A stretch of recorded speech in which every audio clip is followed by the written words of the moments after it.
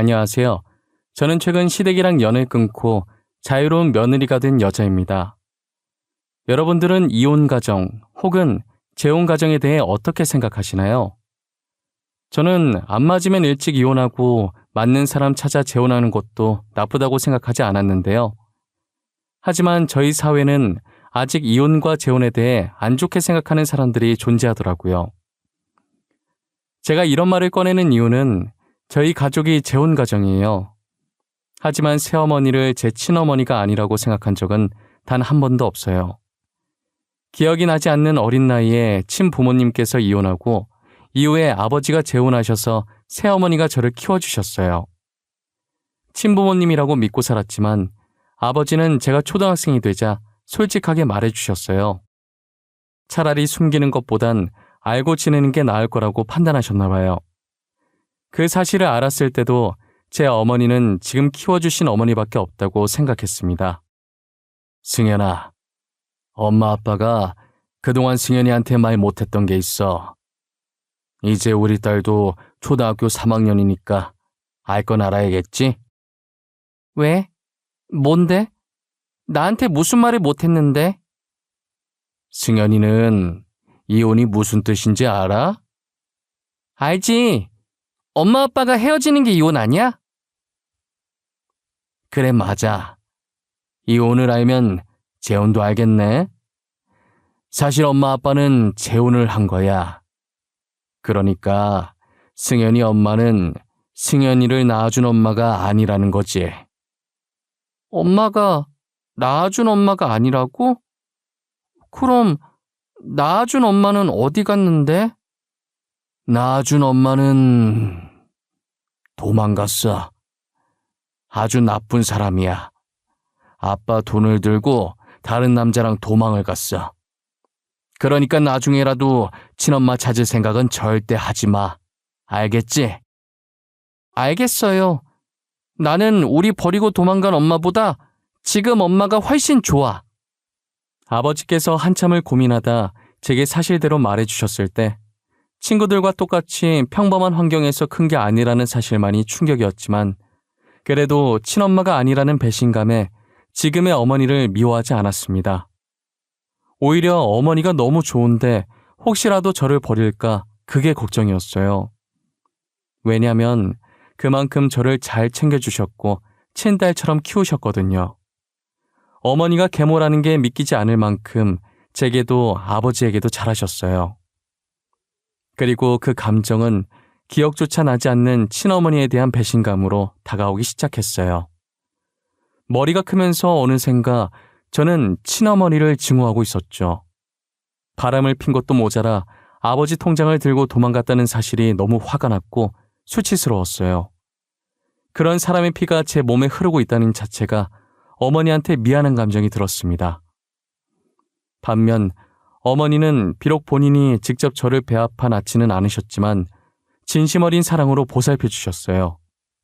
그러면서도 자기가 저를 낳았어야 했다고 친엄마가 아니라서 미안하다며 습관처럼 말씀하시곤 했어요. 승연아, 엄마가 너를 보면 항상 미안해. 내가 너를 낳았어야 했는데 정말 미안해. 그게 무슨 소리야. 내 친구들 중에서도 부모님이 재혼한 친구 있는데 걔는 새엄마한테 맨날 맞고 다닌대. 근데 엄마는 그런 적 한 번도 없었잖아. 나는 엄마가 새엄마인 줄도 몰랐어. 그건 승연이 너가 착해서 혼낼 일이 없어서 그런 거고 내가 승연이 친엄마였으면 얼마나 좋았을까? 엄마, 누가 뭐래도 내 엄마는 지금 내 옆에 있는 엄마 한 명뿐이야. 그러니까 다시는 그런 말 하지 마. 알겠지? 나는 한 번도 엄마를 새엄마라고 생각해 본 적이 없어. 초등학생 때 저 말을 했지만 지금까지도 어머니를 새어머니라고 생각해 본 적이 단 한 번도 없었어요. 어머니는 아버지와 결혼하면서부터 오직 저를 위해 살아오신 분이시거든요. 혹시나 동생을 낳으면 제가 상처를 받게 될까봐 동생도 낳지 않으셨어요. 엄마, 동생 낳고 싶지? 동생 낳아도 돼. 나는 괜찮아. 엄마 맨날 백화점 오면 애기 신발 보고 있잖아. 나는 동생 좋아. 진짜야. 아니야. 이 나이에 무슨 애야. 그리고 애 낳고 키우는 게 얼마나 힘든데. 너는 아빠 닮아서 그런가 착해서 안 힘들었지만 엄마는 어릴 때 진짜 천방지축이었거든. 나 같은 애 낳으면 내가 피곤해서 안 돼. 아무래도 팔은 안으로 굽으니까 어머니께서는 동생을 낳으면 저보다는 직접 배 아파 낳은 자식을 더 아끼게 될 것 같다는 생각에 그러신 것 같았어요.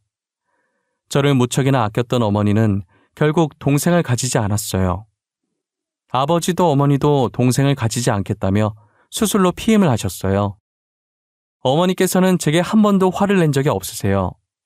어릴 때는 제가 친자식이 아니라서 막대하기 어려워서 그랬나 싶었는데 커서 생각해보니 제게 사랑만 줘도 모자라서 그러셨던 거예요. 저는 사춘기를 조금 심하게 했었는데 그때도 어머니는 저를 사랑으로 감싸셨어요. 나는 엄마가 이러는 게 싫다고. 내가 잘못했으면 차라리 잘못했다고 야단을 치던가. 엄마가 미안해. 다 엄마 잘못이야. 엄마가 너무 못나서 그런 거야.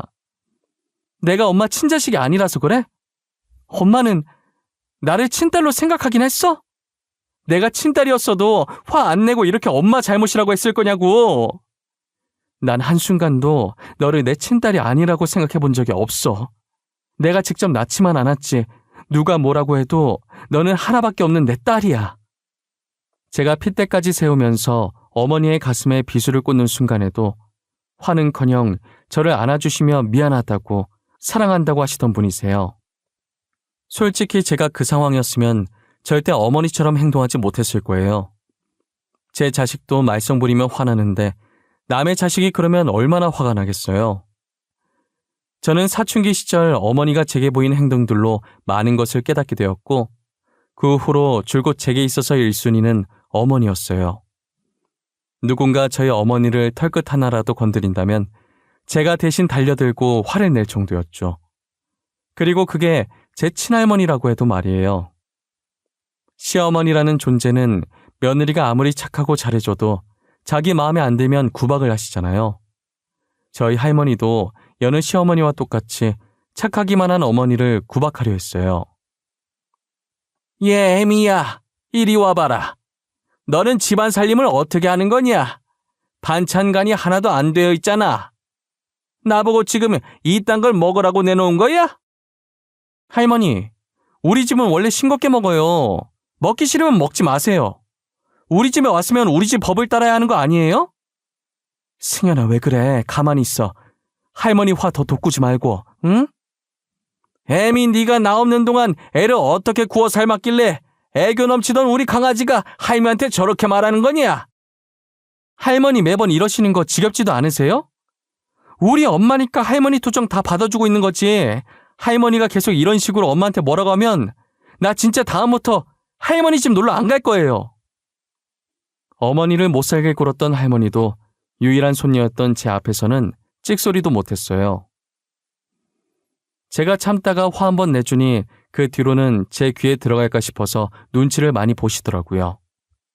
그렇게 저는 어머니한테 뭐라고 하는 사람들에게 혼쭐을 내주고 다녔었어요.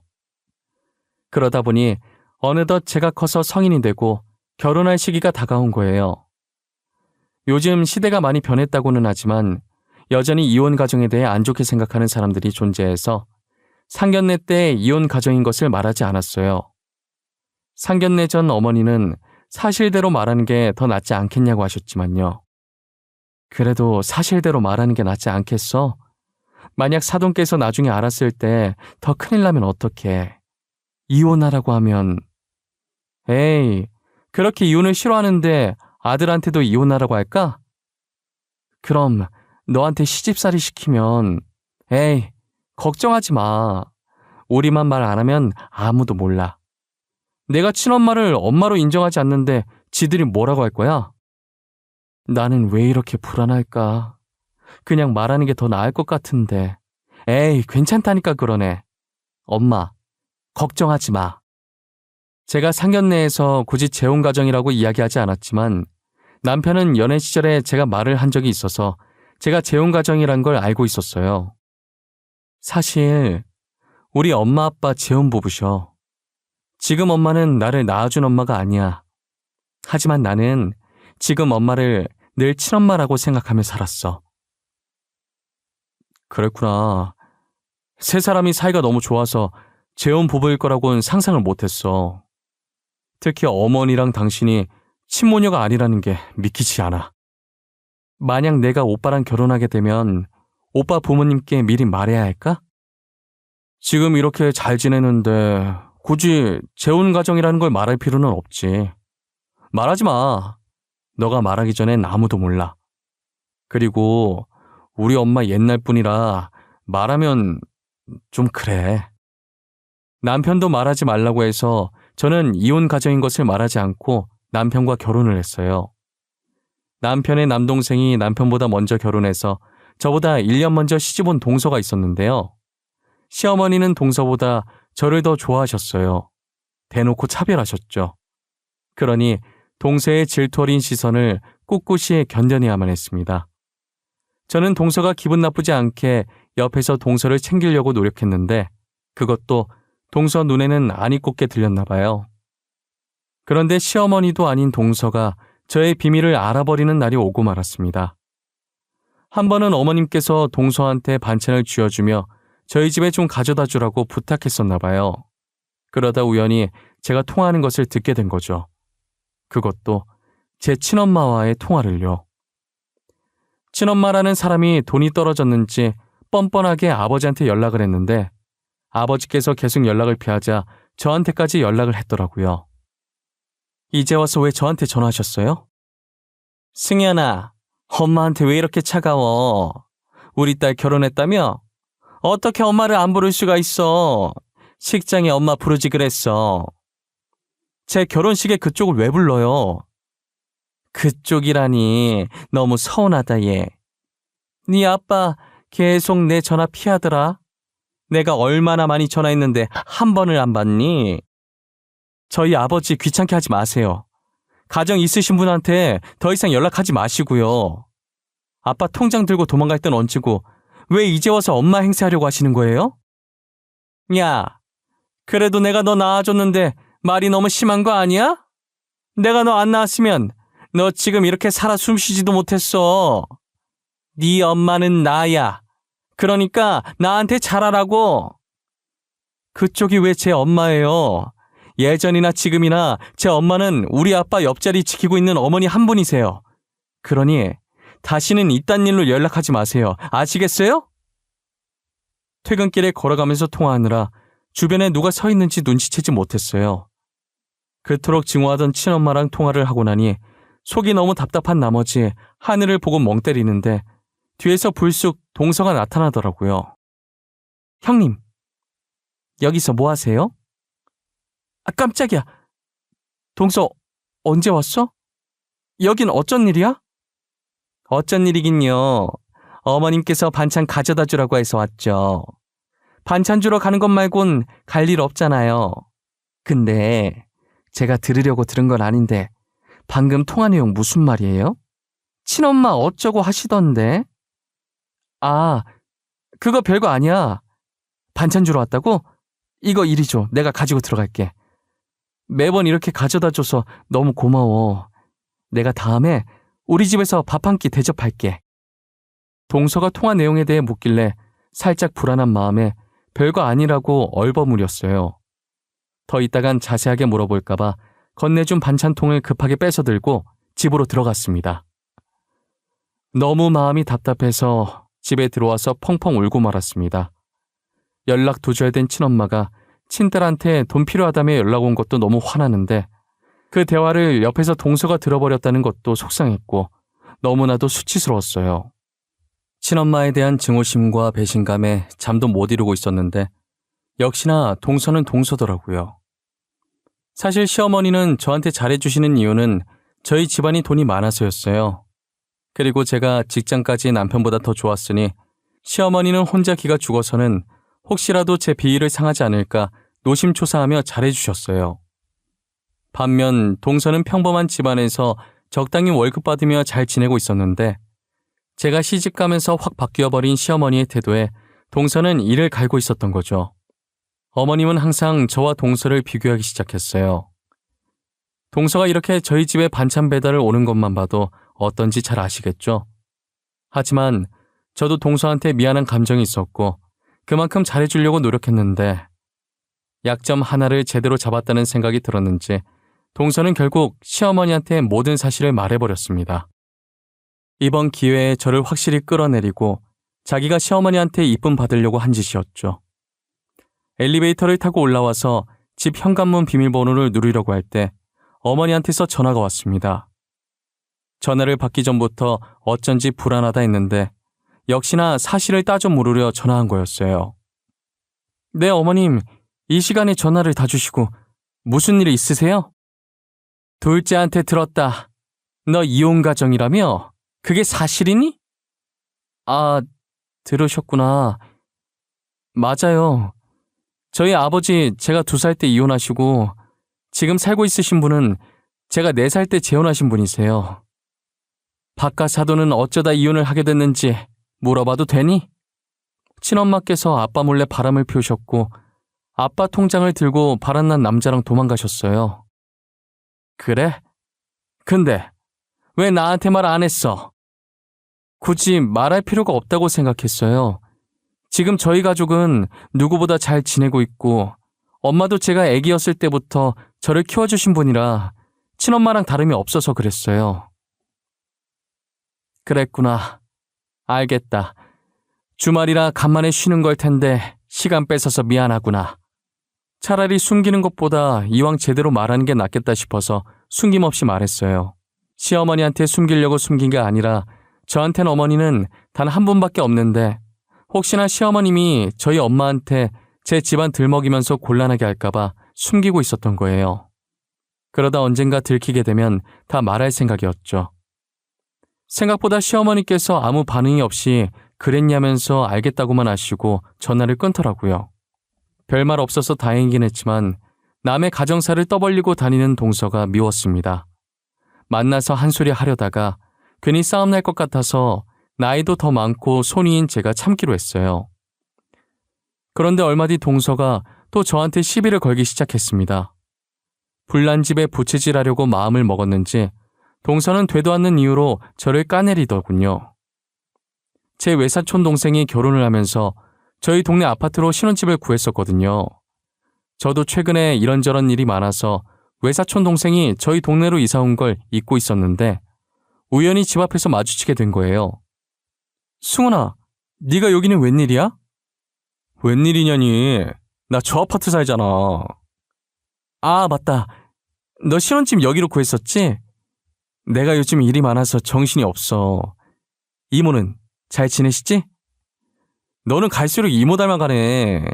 너 머리 길면 누가 너고 누가 이모인지 구분이 안 되겠어. 나 요즘 그런 말 진짜 많이 들어. 그래서 나 머리 기르려다가 다시 잘랐잖아. 저는 간만에 만난 외사촌 동생이 반가워서 잠깐 서서 이야기를 하고 있었거든요. 그런데 동서가 그 모습을 보고 말았습니다. 에이, 사촌 동생인데 설마 오해하겠어 했는데 혼자서 오해를 단단히 했는지 휴대폰을 들고 서 있던 저희 둘을 몰래 찍어간 겁니다. 그때는 몰랐죠. 동서가 근처에서 저희 둘을 보고 있다는 것도 알지 못했습니다.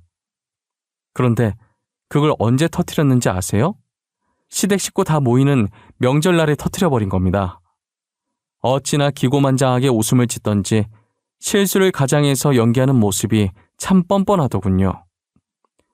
동서가 시모한테 옷 사준다는 핑계로 자신이 몇 개 받은 거 있다면서 사진을 보여주는데 사진을 넘기면서 실수인 척 저와 사촌 동생의 사진을 보여준 거예요.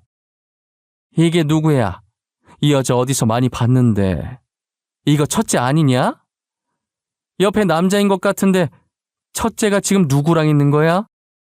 아, 이거 안 그래도 어머님께 말씀드려야 하나 고민 많이 했는데 형님께서 다른 남자랑 엄청 다정하게 계시더라고요. 첫째, 너 그동안 다른 남자랑 뒤에서 이런 짓거리 하고 있었던 거니?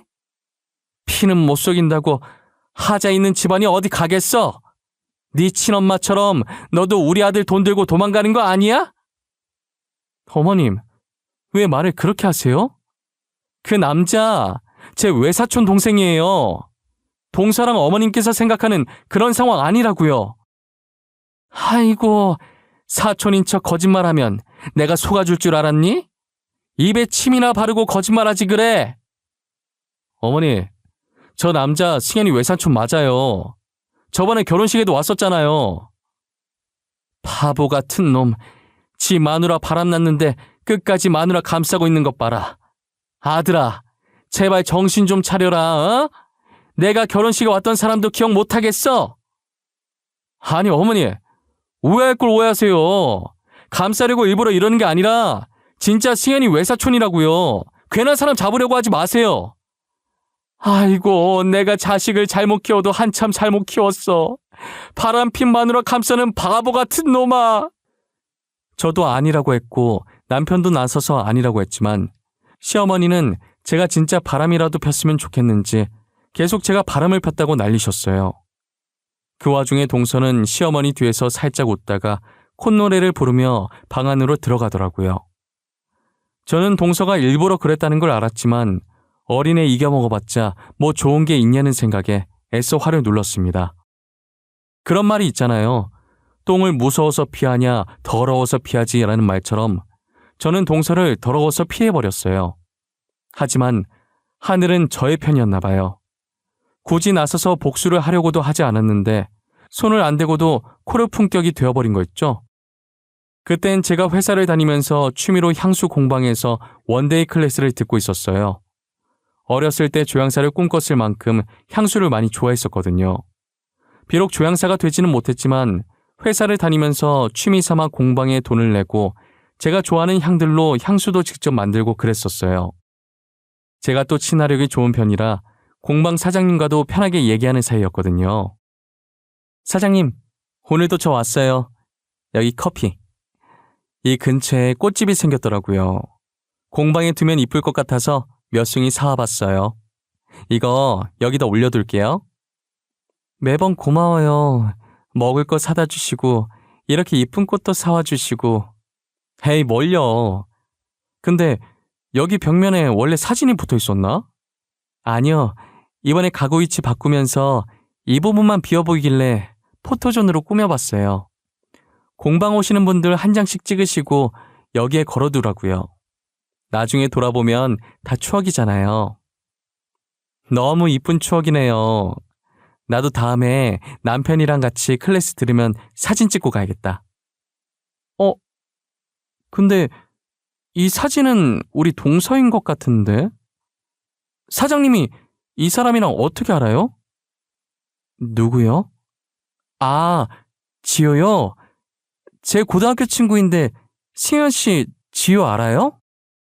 어머, 이런 우연이. 네, 너무 잘 알죠. 저희 동서예요. 와, 진짜 세상이 참 좁아요. 그쵸? 사진을 구경하다가 공방 사장님이랑 둘이서 다정하게 찍었길래 물어봤더니 진짜 동서였고 알고 보니 공방 사장님이 동서와 고등학교 친구였더라고요. 저나 사장님이나 세상 좁다며 어떻게 이런 인연이 있냐고 신기했었어요. 하지만 사장님이 동서 친구인 걸 알고 나니 혹시라도 제가 했던 말이 동서 귀에 잘못 들어갈까봐 더 입조심하려고 가족 얘기는 함부로 하지 않았어요. 그런데 한날은 사장님께서 머뭇거리더니 제게 동서 얘기를 하는 거예요. 저 승현 씨, 제가 이 말을 할까 말까 고민 되게 많이 했는데요. 아무래도 승현 씨한테 이 말을 해야 할 것 같아서요. 왜요? 무슨 일이길래 이렇게 분위기를 잡으세요? 저도 진짜 잘못 본 줄 알았는데 아무래도 지효가 바람을 피고 있는 것 같아요. 증거 없이 말하는 건 모함밖에 안 되니까 그동안 말 못했거든요. 어제 제가 지효가 다른 사람이랑 있는 거 보고 사진 몇 장 찍어놨어요. 여기요. 에이, 설마요. 이거 확실한 거예요? 동서 친척은 아니고요? 확실해요. 친척한테 자기야라고 하진 않잖아요. 혹시나 몰라서 영상도 찍어놨는걸요? 아니, 진짜 동서 맞네요? 사장님, 혹시 실례가 안 된다면 이 사진들이랑 영상 저한테 보내줄 수 있어요? 그럼요. 제가 지금 바로 보내드릴게요. 저는 사장님께 받은 동서의 불륜 증거들을 인화해서 시댁으로 찾아갔어요. 그날 동서의 폭로 이후로 시어머니는 저를 없는 사람 취급하며 본체만치 하고 있었거든요. 시어머니 앞에 다가가 제가 뽑아놓은 사진을 바닥에 확 뿌렸습니다. 탁자 위에 떨어진 사진을 곁눈질로 힐끔 보더니 어머님 눈이 커지더라고요. 그제서야 사태 파악이 되신 건지 사진을 전부 줍고는 저한테 이게 뭐냐고 묻는 거예요. 어머님, 그렇게 저한테 하자 있는 집안이라고 뭐라 하시더니 조만간에 서방님한테 하자가 생기겠어요. 이걸 어째요? 뭐야, 이거 둘째 맞아? 둘째 맞는 거야? 아니, 어떻게 이럴 수가 있는 거야? 어떻게 된 일인지 궁금하면 직접 동서한테 물어보시면 되겠네요. 어머님은 그 자리에서 동서에게 전화했고 동서가 전화를 받자마자 시댁으로 오라고 고래고래 소리를 지르셨어요. 갑자기 불호령이 떨어지자 깜짝 놀란 동서는 전화를 끊고 몇 분도 안 돼서 시댁에 들어왔죠. 아무것도 모르는 동서는 시댁이 살얼음 판인데도 서 있는 저를 보고 비웃고는 시어머니 옆에 딱 앉더라고요. 그리고 웃으면서 시어머니한테 왜 부르셨냐면서 애교 섞인 목소리로 물었고 시어머니는 웃는 동서 얼굴에 제가 줬던 사진을 획 던져버렸어요. 어머님, 이게 지금 뭐 하는 짓이에요? 사람 얼굴에 뭘 이렇게 던지세요? 아, 따가워. 내가 뭘 던졌는지는 네가 직접 봐라. 아니, 어머님, 이 사진 뭐예요? 어디서 나셨어요? 어머님, 이거 오해예요. 이 사람 제 사촌오빠예요. 동서는 사촌오빠랑 되게 친한가 보다. 서로 자기야라고 부를 정도로 말이야. 제 예상대로 동서가 사진을 보자마자 발뺌부터 하기 시작하더라고요. 그렇다고 시어머니께서 믿는 눈치는 아니었지만 사진으로는 안 될 것 같아서 휴대폰을 들어서 사장님께 받은 영상을 틀었어요. 영상 속에서 낯간지러운 동서 목소리가 흘러나오자 동서의 얼굴이 창백해져 갔어요. 어머님, 제가 다 설명할게요. 저건 실수였어요, 실수. 사람이 살면서 실수 한번 할 수 있는 거잖아요. 네? 남편이 요즘 출장이 잦아서 외로워서 그랬어요. 정말 다시는 안 그럴게요. 그러니까 제발 한 번만 봐주세요. 실수 좋아하네. 너 당장 내 집에서 나가. 꼴도 보기 싫으니까 당장 나가라고. 오늘부로 너는 내 며느리 아니다. 알겠어? 이혼 서류 보낼 테니까 그렇게 하라. 저 절대 못 나가요. 죽을 때까지 어머니 며느리로 살 거예요. 제발요. 너 내 말 안 들려? 안 나가? 오냐, 네가 이기나 내가 이기나 한번 해보자. 동서는 납작 엎드려서 한 번만 봐달라고 손이 발이 되도록 빌었고 시어머니는 꼴 보기 싫으니 당장 나가라고 소리쳤어요. 아무리 소리를 질러도 동서가 나가질 않으니 시어머니께서는 휴대전화를 들어서 어디론가 전화를 하시더라고요. 사부인 접니다. 사부인께서 지금 저희 집으로 오셔서 댁 따님 좀 데리고 가셔야겠네요. 네? 저희 딸을 갑자기 왜... 무슨 일이라도 있으셨어요? 제가 참 사돈한테 이런 말을 할 줄은 몰랐네요. 사돈, 둘째가 우리 아들을 두고 겁도 없이 바람을 피웠더라고요. 그런데 뻔뻔하게 자기 사촌동생이라고 거짓말을 하는 게 아닙니까? 지금 그쪽 따님이 저희 집에서 한 발자국도 안 나갈 거라고 버티고 있으니까 당장 데리고 가세요.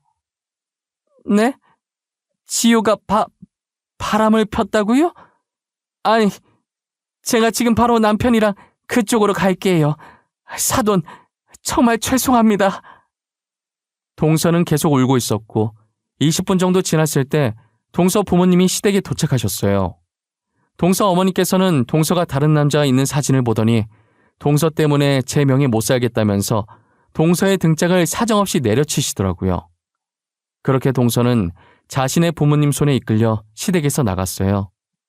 시어머니께서는 입구 쪽을 보며 한숨을 한번 쉬시더니 이내 뒤돌아서 제 손을 잡으시더라고요.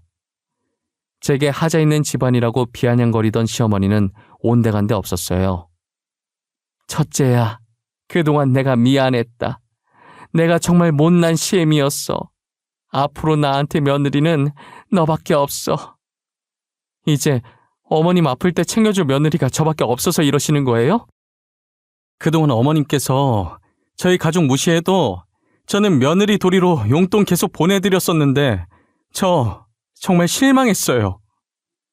아가, 내가 정말 미안하다. 앞으로 절대 그런 일 없을 거야. 저희 아빠가 잘못해서 이혼한 것도 아닌데 이혼이 뭐가 그렇게 흠인지 저는 잘 모르겠거든요. 저한테 하자 있는 피가 흐른다고 하셨죠? 네, 저 하자 있어요. 그래서 앞으로 어머님한테는 효도 안 하려고요. 아이고, 내가 너무 경솔했다. 둘째 말만 믿고 섣불리 얘기해서 미안하구나. 내가 이렇게 반성하고 있단다.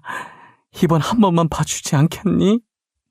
불과 30분 전까지만 해도 저를 본체만체 하시던 분이 반성하고 있다고요? 아니요, 반성하지 마세요.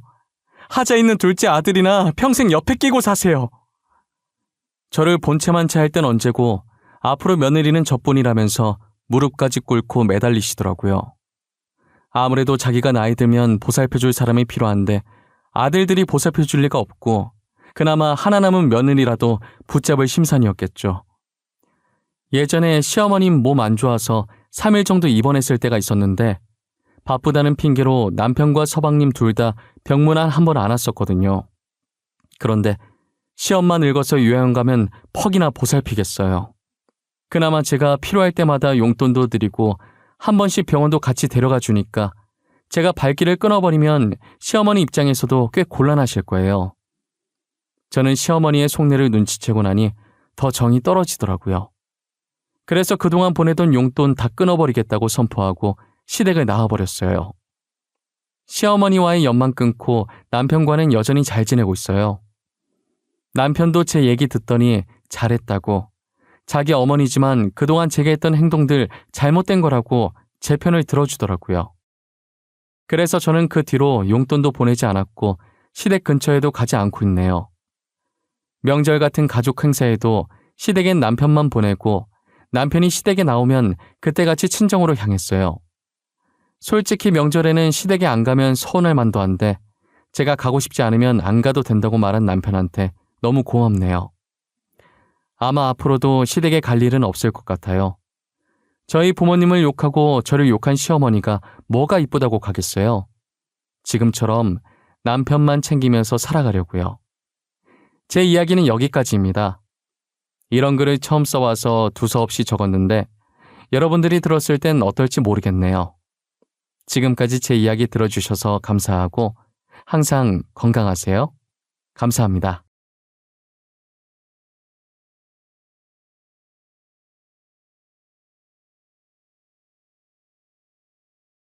안녕하세요. 저는 아들 결혼 준비하느라 바쁜 생활을 보내고 있는 40대 중후반의 여자입니다. 죽으라는 법은 없는지 한없이 가난하던 저희에게도 이런 축복이 오게 되네요. 여러분께 꼭 제 이야기를 소개하고 싶어서 이렇게 글을 쓰네요.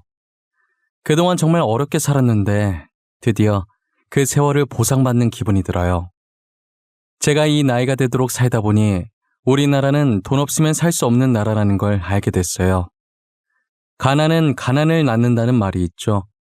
그 말처럼 남편도 저도 가난한 집안에서 태어나 제대로 된 교육을 받아보지 못하고 일찍 학교를 그만두고 남들보다 빨리 사회생활에 뛰어들었어요. 일을 해도 여전히 가난했고 여전히 무시받는 인생을 살았습니다. 그래도 저희는 둘만 있으면 무서울 것 없이 행복했어요. 순정아, 비록 우리가 가진 건 없지만 어떤 순간에도 절대 기죽지 말고 당당하게 살자. 자신감 하나면 뭐든 할 수 있어. 두려워하지 말자. 난 오빠만 있으면 돼. 절대 키 안 죽어. 악착같이 돈 모아서 보란듯이 살 거야. 가난해도 잘 살 수 있다는 걸 보여줄 거야. 저희는 자신감이 무기라며 어떤 순간에도 자신감을 잃지 않으려고 노력했어요. 늘 긍정적인 남편과 제가 처음 만난 곳은 어느 의류 공장이었어요. 그땐 둘 다 학교를 때려치고 일을 한 거라 미성년자였어요. 당시 저희를 받아주는 곳이 공장밖에 없었고 공장에서도 성인인 척 보이려고 어른들이 입을 법한 옷을 입고 다니고 그랬었어요. 다른 공장도 그런지는 모르겠지만 저희 공장은 관리자가 굉장히 난폭했어요. 굳이 화 안 내도 되는 일에도 화를 내며 저희에게 스트레스를 푸는 것 같았어요. 남편과 저는 둘 다 같은 처지라 공장 주인이 난폭하게 굴 때마다 서로에게 의지하며 위로해주는 사이가 되었습니다. 2년 동안 함께 붙어서 일하는 시간이 많아지다가 정이 들어버려서 결혼까지 하게 된 거죠. 공장 사람들은 처음 저희가 공장에 들어왔을 때 성인이 아니라는 걸 진작에 눈치를 채고 있었는데 가엾고 불쌍해서 쉬쉬해줬더라고요. 당연히 윗사람들도 알았지만 당장 공장에 일할 사람이 없으니 모르는 척 눈 감아주고 저희를 뽑은 것이었어요. 그런데 저희가 서로 결혼하겠다고 말하자 직원들은 수군대기 바빴어요. 어린 것들이 발랑 까져가지고 분명히 임신해서 결혼했을 거야. 하라는 일은 안 하고 그런 짓거리를. 에휴. 얌전하게 생긴 것들이 왜 그랬대? 여기 사람은 생긴 걸로 판단하면 안 돼. 얌전한 고양이가 부뚜막에 먼저 올라간다는 말도 몰라. 안 그렇게 생긴 애들이 할 건 다 하고 다닌다니까. 말세야 말세. 어느 순간부터 공장에선 저희에 대한 안 좋은 소문이 돌고 있더라고요. 헛소문이 늘 그렇듯 사실도 아닌 이야기들이 눈덩이처럼 부풀려져서 걷잡을 수가 없었어요. 어차피 사실이 아니니 저희가 무시하면 괜찮을 줄 알았어요.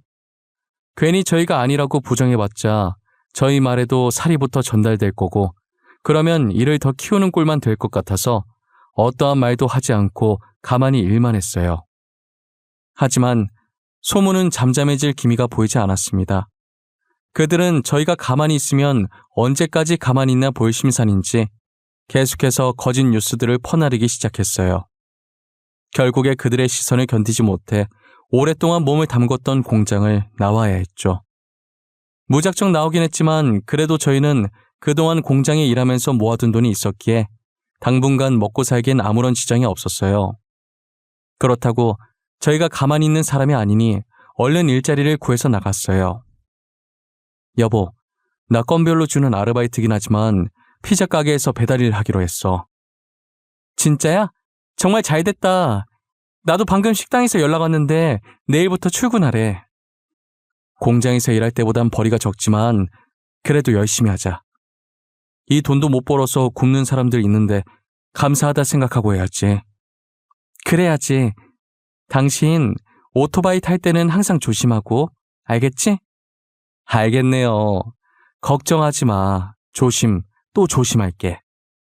저희는 다행히 아르바이트를 금방 구했고 저는 식당 일을 했고 남편은 배달 일을 시작했어요. 1년 정도 일했을 때 제가 임신을 하게 된 거예요. 남편은 임신했다는 말에 저보고 쉬라고 했지만 제가 쉬면 생활비가 확 줄어서 만삭 때까지 일하겠다고 고집을 부렸어요. 제 고집을 꺾을 수 없었던 남편은 할 수 없이 그렇게 하라고 하더라고요. 그래도 식당 사장님이 되게 좋으신 분이라 만삭인 몸으로 일해도 힘들지 않았어요. 출산 코앞에 두고 몸조리 할 때까지만 일을 쉬겠다고 하기엔 염치가 없어서 아예 그만두려고 하니 사장님은 출산하고 오라고 제 자리는 비워두시겠다고 하시더라고요. 저는 사장님의 배려로 잠시 일을 쉬고 아들을 낳았어요. 이제 2사람이 아닌 3사람이 되어 아들에게도 들어갈 돈이 있기에 몸조리 끝나자마자 더 열심히 일을 했어요. 아들이 어느 정도 커서 말도 쫑알쫑알 잘할 때쯤 오토바이 사고 뉴스가 많이 보이더라고요. 그런 뉴스를 볼 때면 자연스럽게 오토바이 타고 일하는 남편이 떠올랐고 항상 걱정됐어요. 제가 걱정할 때마다 남편은 괜찮다고 저를 안심시켰어요. 10년 뒤에도 변함없이 남편을 걱정했고 남편은 제게 웃어 보였죠. 당신 알지? 늘 오토바이 조심? 매일 들어서 귀에 닦지 않겠어. 항상 조심해서 타고 있으니까 걱정하지 마. 나 배달 무사고 10년 차야. 왜 이래? 당신도 무거운 거 들다가 허리 다치지 말고 조심해. 나야 뭐 힘든 일 사장님이 다 하셔서 괜찮아. 여튼 오토바이 항상 조심해. 알겠지? 알겠네요. 갔다 올게. 당신도 잘 갔다 오고. 저는 그게 남편의 마지막 출근일 줄은 꿈에도 몰랐어요. 만약 남편의 마지막 출근일 줄 알았다면 가지 말라고 말렸을 거예요. 그날 출근하는 남편을 보내고 저도 식당으로 출근을 했어요. 손님이 가고 난 자리를 닦으면서 빗소리가 들리길래 창밖을 바라봤어요. 그날따라 비가 억수같이 쏟아졌고 오토바이 타고 다닐 남편이 생각나더라고요. 조금 불안했지만 조심한다는 남편의 말을 믿고 힘내서 일했습니다. 설마 사고가 날까 싶었던 거죠. 그러다 시간을 봤는데 저녁 6시더라고요. 저는 아직도 그날의 기억이 어제 일처럼 선명하게 기억나요. 당시 남편은 휴대전화가 있었는데 저는 휴대전화를 들고 있지 않았어요. 항상 필요한 게 있으면 남편은 저희 가게로 전화를 했었어요. 그날 손님이 많아서 제가 음식을 나르느라 가게에 온 전화를 사장님께서 받으셨어요. 전화를 받던 사장님은 사색이 되더니 급히 저를 찾더라고요. 제가 반찬을 놓다가 쳐다보니 다급하게 손짓을 하시는 거예요. 영문도 모르고 사장님 쪽으로 다가갔더니 사장님이 들고 있던 수화기를 제게 내미셨어요. 빨리 전화를 받아봐야 할 것 같다면서요. 사장님 표정을 보니 불안한 마음이 덮쳐왔습니다. 김순정 씨 맞으신가요? 여기 땡땡병원인데요. 지금 남편분께서 오토바이 사고 나서 많이 다치셨어요. 보호자분이 빨리 와주셔서 수술 동의서를 좀 써주셔야 해요. 10년 동안 무사고라고 자신만만해하던 남편의 얼굴이 떠오르면서 평생 함께할 내 남편이 죽을까봐 너무 무서웠습니다. 사장님도 가게 걱정하지 말고 가보라면서 덜덜 떨고 있는 제 손에 택시비를 고이 쥐어주셨죠. 저는 믿기지가 않아서 멍한 상태로 택시를 탔고 기사님께 병원에 빨리 가달라는 말만 반복했어요. 응급실에 도착하니 사람이 무척이나 많았고 입구 쪽에 간호사 여러 붙어있는 침대가 보였습니다. 제발 저 침대에 누워있는 게 남편이 아니길 기대했는데 남자의 얼굴을 확인하니 남편이었어요. 간호사는 남편 몸에 조그마한 기계를 여기저기 붙이고 있더군요. 그 순간 심장이 멎고 말았고 삐 거리는 소리가 제 귀를 찔렀습니다. 재빨리 응급실 의사가 제세동기로 응급처리를 해준 덕분에 심장은 다시 뛰기 시작했어요. 간호사는 저를 보더니 보호자분 맞으세요? 빨리 여기 수술 동의서 작성해 주세요. 라고 말했습니다. 제가 서명하자마자 남편의 침대는 빠르게 수술실로 들어갔죠. 6시간이 지났고 저는 수술이 끝나기만을 기다렸습니다. 수술실에서 의사가 나오더니 수술은 잘 마쳤지만 의식이 돌아올지는 기다려봐야 한다며 무거운 표정을 보이셨어요. 남편은 중환자실에 들어갔고 그제서야 긴장이 풀려 바닥에 주저앉고 말았어요. 다행이라고 해야 될까요? 오토바이를 몰던 남편이 언젠가 다칠 줄 알고 돈을 열심히 모아놓았던 탓에 입원할 돈은 있었습니다. 보험도 꼬박꼬박 들어놨고요. 먹고 입는 걸 아껴서 월급의 대부분을 저축해놓길 다행이다 싶었습니다. 원래는 집 사려고 모아둔 돈이었는데 이렇게 쓸 줄은 몰랐지만 그래도 다행이었죠. 수술비를 결제하고 돌아오니 남편 중환자실 앞에 누가 찾아왔더라고요. 처음 보는 남자였는데 잔뜩 화가 난 표정으로 의식 없는 남편에게 욕을 퍼붓고 있었습니다. 저는 영문도 모른 채 그 남자에게 누구냐고 물었어요. 이병식 씨가 일하고 있던 피자 가게 점장이요. 아니, 오토바이를 어떻게 몰았길래 사고가 나요? 지금 배달 못해서 가게의 피해가 얼마인지는 알아요? 오토바이도 다 박살났더만. 아, 죄송합니다. 빗길에 미끄러져서 사고가 났다고 하던데. 이건 저희 남편도 어떻게 할 수 없는 일이지 않습니까? 남편이 지금 위중한 상태라 수술도 오랜 시간 했고. 아니, 지가 목숨이 위험하면 다야? 내가 피해보는 건 어쩔 건데? 비가 와도 조심조심 신속하게 운전할 수 있는 거 아니야? 아주 돈에 미쳐서 빨리 배달하려다 사고 내놓고 가게에 피해만 주고 우리 가게 오토바이는 또 어떡하냐고? 천천히 신속하게가 어떻게 됩니까? 그게 가능하시면 점장님께서 하시지 그러셨어요. 뭐예요? 방금 뭐라고 그랬어요? 돈도 쥐뿔도 없어서 이딴 배달 알바를 하는 주제에 내 말에 토를 달아? 버러지 같은 것들이 쌍으로 미쳤나? 니들 가게 피해받은 거 보상 제대로 안 하면 고소할 거니까 그렇게 하라! 점장이라는 사람은 남편 안부는 안중에도 없고 가게 걱정부터 하더라고요. 사람이 다쳐서 중환자실에 누워있는데 어떻게 저럴 수 있을까요? 점장이 하는 말에 너무 화가 나서 한번 맞받아쳤더니 그 뒤로는 저를 죽일 듯이 몰아세우더라고요. 돈 없는 게 죄라고 저는 더 이상 아무 말도 할 수 없었고 죄인처럼 고개를 숙인 채로 구급대원에게 건네받은 남편의 휴대전화만 매만지고 있었어요. 제가 아무 말도 못하자 기세등등해져서는 삿대질하면서 소리 지르고 난리도 아니더라고요. 당신 남편 때문에 배달 주문한 사람이 1시간 넘게 기다렸는데 안 왔다면서 다시는 여기 안 시킨다고 화를 냅디다. 우리 가게 이미지 나빠진 건 어떻게 책임질 겁니까? 그쪽이 배상 똑바로 해줄 때까지 여기서 한 발자국도 안 나갈 거니까 그렇게 알아요. 저는 일단 병원에 민폐 주기 싫어서 음식값과 오토바이 수리비를 배상하고 점장을 돌려보냈어요. 점장이 간 뒤로 조용해진 복도에 혼자 남겨지니 한숨밖에 안 나오더라고요. 지금 제 신세가 너무나도 처량했고 그동안 저런 점장 밑에서 일했을 남편이 딱했어요. 저는 누워있는 남편의 손을 한번 잡아본 뒤 중환자실을 다시 나왔어요. 그리고 복도에 있는 의자에 앉아 남편의 휴대전화를 열어서 확인해봤어요. 사진첩에 들어가 보니 자신 사진은 하나도 없었고 저와 아들 사진만 가득하더라고요. 눈물이 나려는 걸 꾹 참으며 사진들을 보고 있었어요. 그렇게 사진을 계속 넘겨보다 영상 하나가 나오는 거예요.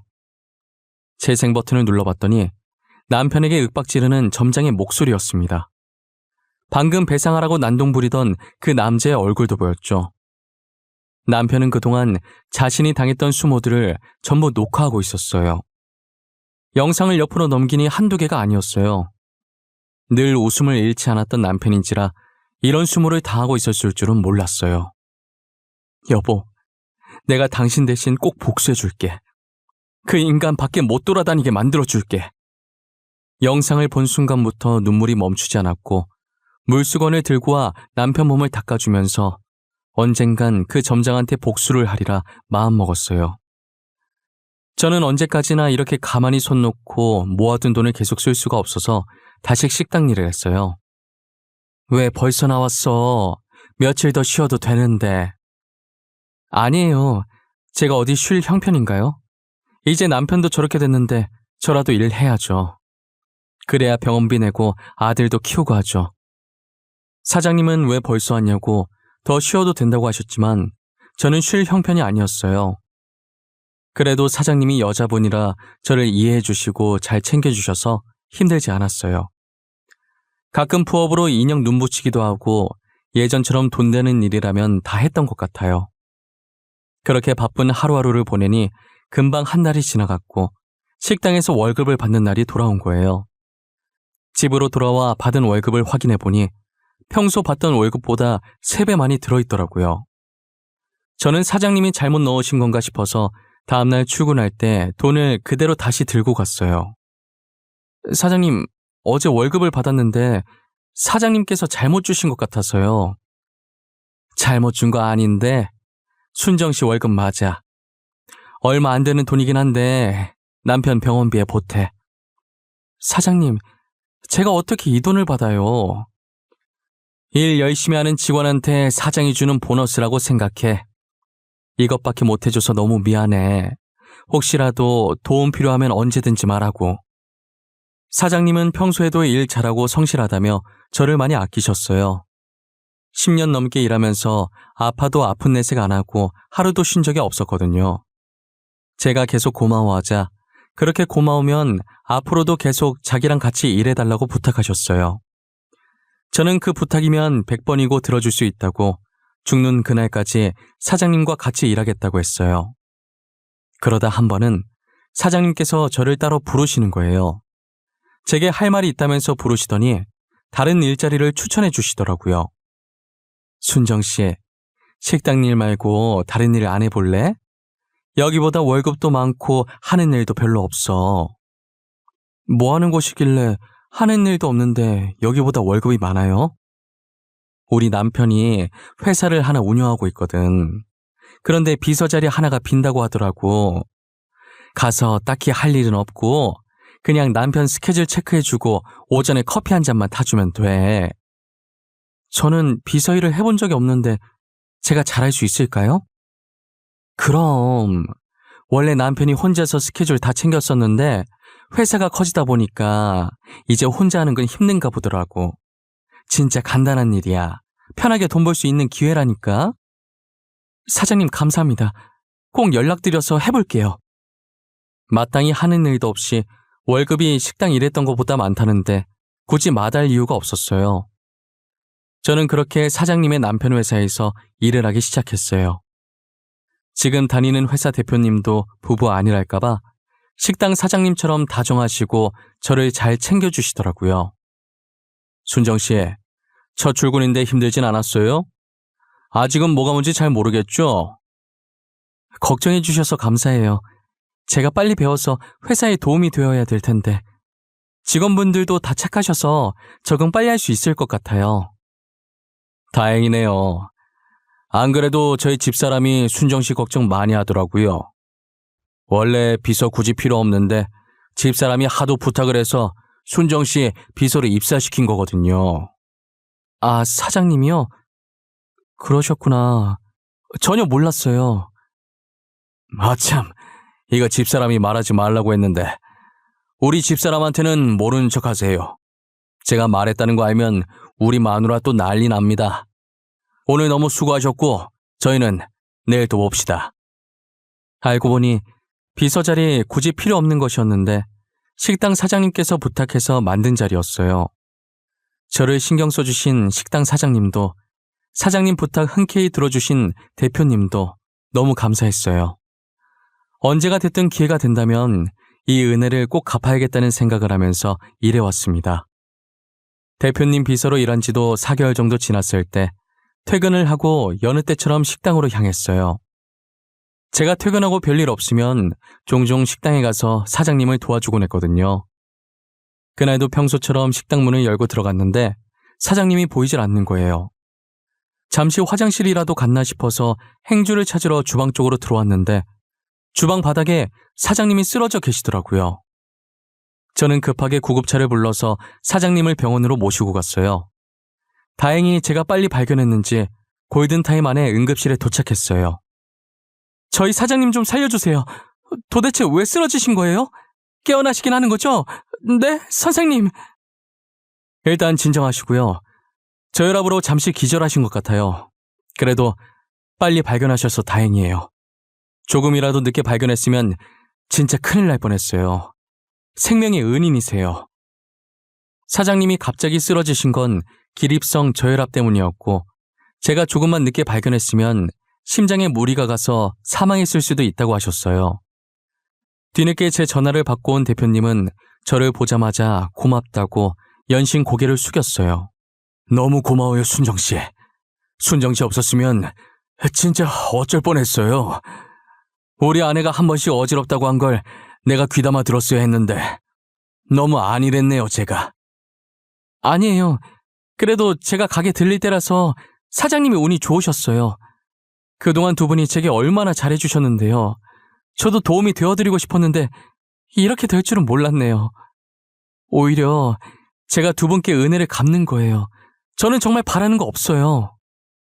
순정씨, 그래도 이건 그냥 넘어갈 수가 없어요. 언제든 저희가 은혜를 꼭 갚을 수 있게 해주세요. 저는 괜히 민망해서 머리만 긁고 있다가 이제야 주변을 둘러봤는데 정말 공교롭게 사장님이 온 병원이 알고 보니 저희 남편이 있는 병원인 거예요. 그래서 기왕 온 김에 남편 병실에도 잠시 들리게 됐어요. 여전히 남편은 잠을 자듯 평온한 표정으로 누워있더라고요. 남편 몸을 물수건으로 닦아주려고 다가가는데 손가락이 살짝 떨리는 걸 봤고 급하게 간호사를 부르러 뛰쳐나갔어요. 간호사를 데리고 오니 남편이 서서히 눈을 뜨더라고요. 의사는 남편 눈에 불빛을 비춰보며 확인을 하더니 의식이 돌아온 것 같다고 하셨죠. 쓰러진 지 8개월 만에 남편이 의식을 되찾았습니다. 다행이에요. 의식이 돌아왔고 수치도 모두 정상입니다. 다만 오래 누워있어서 욕창이랑 몸이 조금 굳어 있으실 거예요. 이건 재활치료하면 금방 괜찮아지니 크게 걱정하지 않으셔도 되고요. 재활치료는 얼마나 걸릴까요? 제가 이 정도 걸린다고 확답을 드릴 수는 없지만 오래 걸리진 않을 거예요. 얼마 지나지 않으면 예전처럼 일상생활도 가능하실 거고요. 감사합니다. 정말 감사합니다.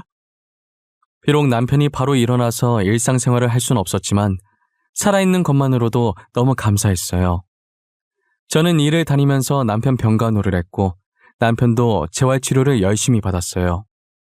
남편이랑 같이 있으면서 그동안 못다한 이야기를 했어요. 나 당신이 이대로 떠날까봐 얼마나 걱정했는지 알아? 미안해. 나도 조심한다고 했는데 비가 너무 많이 와서 오토바이 바퀴가 미끌리고 말았어. 그래도 이렇게 깨어나줘서 고마워. 그리고 당신 점장이라는 사람 진짜 못됐더라. 당신 아파서 누워있는데 찾아와서 음식값이랑 오토바이 배상하라더라. 나는 기대도 안 했어. 원래도 그런 사람이라. 나 진짜 돈 열심히 벌 거야. 돈 벌어서 내가 그 점정놈 당신 대신 복수해 줄 거야. 나는 계속 당신 고생만 시키네. 진짜 너무 미안해. 남편은 고생만 시켜서 미안하다면서 눈물을 보였어요. 그런 남편의 등을 토닥거리며 괜찮다고 다시 일어날 생각만 하라고 다독였어요. 이제 남편도 깨어났겠다. 복수의 칼날만 갈며 전보다 더 열심히 일을 했어요. 하루라도 빨리 그 피자 가게 점장한테 복수해주고 싶었거든요. 제가 눈에 도끼를 품고 일을 하니 사장님이 궁금했었나 봐요. 한 번은 제게 왜 이렇게까지 돈을 벌려고 하냐고 물어보시더라고요. 순정 씨, 이제 남편도 깨어났는데 왜 이렇게까지 돈을 벌려고 하는 거야? 복수해줄 사람이 있어요. 저 돈 많이 벌어서 짓밟아줘야 할 사람이 있어요. 무슨 일이 있었길래 착해 빠진 순정 씨가 이렇게 바짝 약이 올라 있을까? 사실 저희 남편 사고 났을 때 남편이 일하던 피자 가게 점장이 찾아왔었거든요.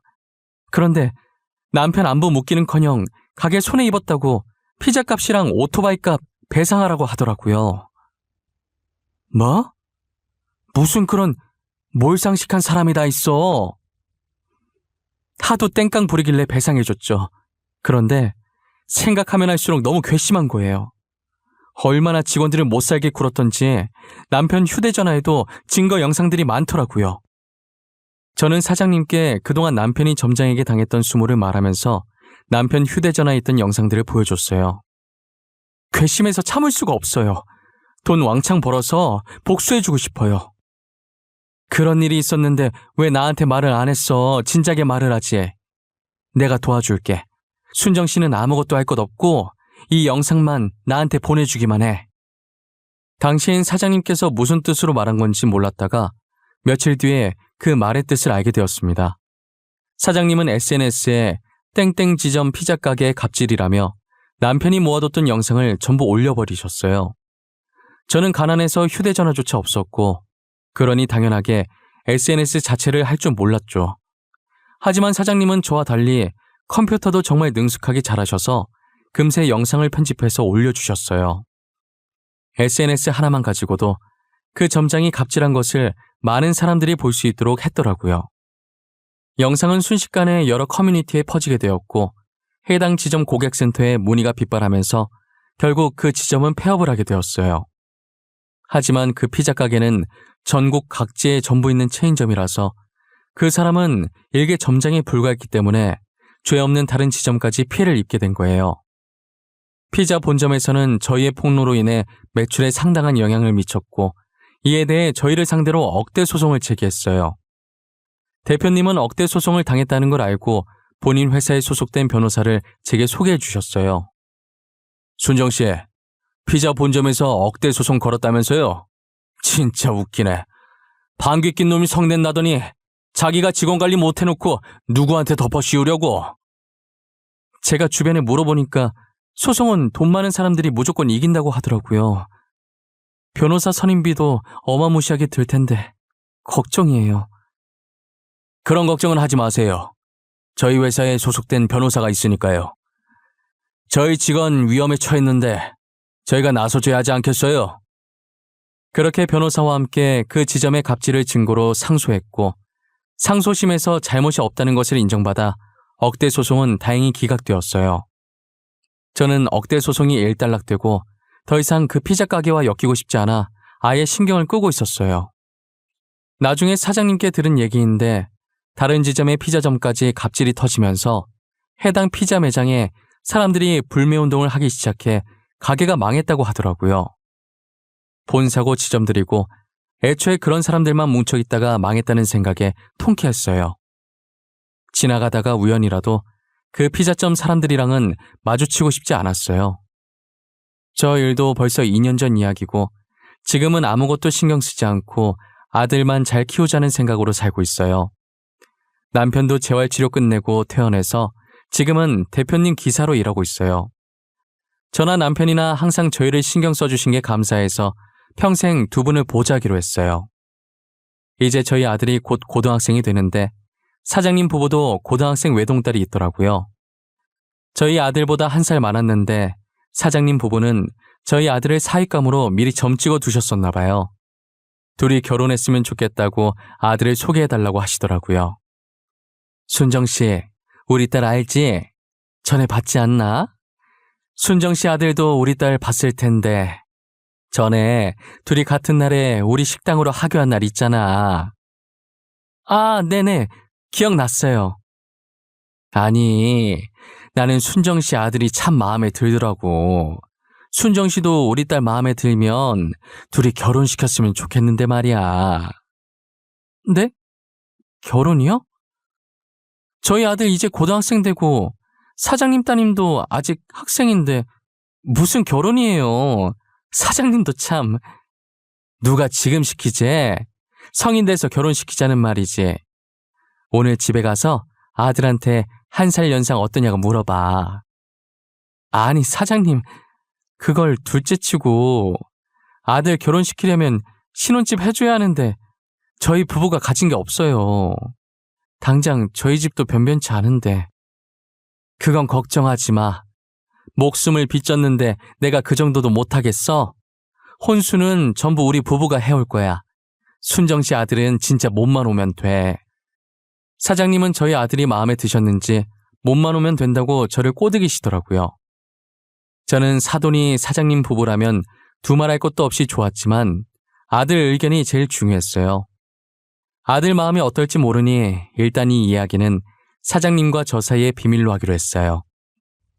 그 사이 저희 아들은 공부를 열심히 해서 단번에 의대에 입학하게 되었고 어쩌다 보니 사장님 딸과 엮여서 지금은 좋은 인연으로 결혼 준비를 하고 있어요. 저도 상견례 할 때 알게 된 건데 아들이 사실 사장님 딸을 처음 봤을 때부터 좋아했었다는 거예요. 그런데 숫기가 없어서 마음을 제대로 표현하지 못했었다고 하더라고요. 반면 사장님 딸도 저희 아들을 마음에 들어했고 저희 아들과는 반대로 뭐든 적극적으로 하는 성격이라 사장님 딸이 먼저 대시를 했다고 들었어요. 만나게 될 인연은 다 만나게 된다고 고등학생 이후로 마주친 적 없다가 꽈팅을 통해서 다시 만나게 됐대요. 둘 다 꽈팅에 관심 없었는데 이상하게 그날따라 가고 싶어서 나갔다가 마주친 거죠. 저희 아들은 이제 본과생 2학년이고 사장님 딸은 올해 초에 졸업해서 직장을 다니고 있어요. 아직 저희 아들이 학생이라 결혼은 이른 것 같았는데 어차피 둘이 결혼시킬 거 아니냐고 나중에 하나 지금 하나 똑같다길래 이번 연도 끝나기 전에 결혼식을 추진하기로 했어요. 요즘은 아들 결혼 준비하면서 정말 행복한 하루하루를 보내고 있어요. 이미 지난 날은 다 잊고 앞으로 있을 행복한 일들만 생각하고 살려고요. 과거에 계속 살아봤자 스트레스 받기밖에 더 하겠어요. 부디 저희 아들만큼은 저희 같은 일 겪지 않고 행복하게 살았으면 좋겠네요.